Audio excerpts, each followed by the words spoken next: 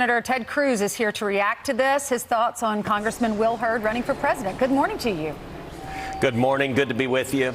Well, lots of folks decide they want to jump into the race. I am confident the primary voters will make their choice and select the best candidate. Right. So far, it's Trump's to lose. Is Trump your pick, Senator? I'm staying out of it. I trust the voters. I think there are a lot of good candidates who are running. I've said a number of times, I think this race is basically a two-man race between Trump and DeSantis. I think both of them have an awful lot of supporters, and I expect a vigorous series of debates. And ultimately, the voters will make the decision. And whoever the nominee is, I will support enthusiastically. I am good friends with both Trump and DeSantis. I've worked closely with both of them. And I think the voters are going to give us a good choice.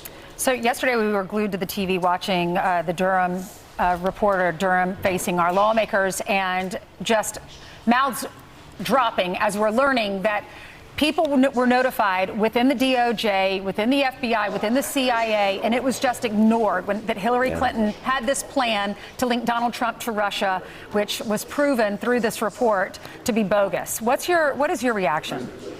Look, I think it is absolutely disgraceful what happened and the degree to which the deep state targeted Donald Trump. As you know, the last book I wrote is called Justice Corrupted: How the Left Has Weaponized Our Legal System. And it walks through first how under Obama put hard partisans in the Department of Justice and the FBI and the IRS, and they weaponized the legal system to go after their enemies. Then, as Obama was leaving, those hard partisans, they burrowed into senior career positions. And during the 4 years of the Trump presidency, they waged war against Donald Trump in a way that is utterly unprecedented. They wanted to destroy his presidency. They hated the American people for electing him. And now with Joe Biden as president, these partisans are out in the open. They are brazen. This Department of Justice, the Biden Department of Justice, is the most partisan Department of Justice in our nation's history. This indictment of Donald Trump is shameful, but it's the latest example of Joe Biden and the Biden DOJ weaponizing the legal system, not to enforce the law, but instead to attack their political enemies. And they knew about it, and they put up this lark and diverted our country, poisoned the relations between the U.S. and Russia, and it didn't even seem to matter to them. Senator Ted Cruz, you never stopped pushing for Kate's Law. That would jail repeated illegal immigrants who we got on the terror watch list. The numbers are going through the roof right now. What should we keep in mind now as we hit an all-time? Look at this. I don't know if you could see the monitor there, but so far to date, 125 from the terror watch list have been captured at the border. Look, it is stunning, and it is incredibly dangerous. I spend a lot of time at the southern border. I spend a lot of time with our Border Patrol agents.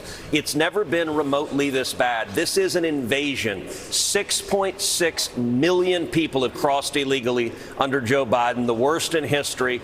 Today, I reintroduced Kate's Law. Kate's Law is named for Kate Steinle, who you'll remember, the beautiful young woman in California shot and killed on a pier on the California coast, and she was killed by an illegal immigrant who had entered the country over and over and over again illegally, who had criminal convictions over and over and over again, and yet the system kept letting her go. And Kate's Law provides that if someone has multiple convictions or an aggravated felony and they enter the country again illegally, that they face a mandatory minimum prison sentence. And I got to tell you, every single time I've forced a vote on Kate's Law on the Senate floor, the Senate Democrats line up party line to block it, because you got to understand, they don't just support illegal immigration. They support illegal immigration of violent murderers, because that's what Kate's Law is targeted.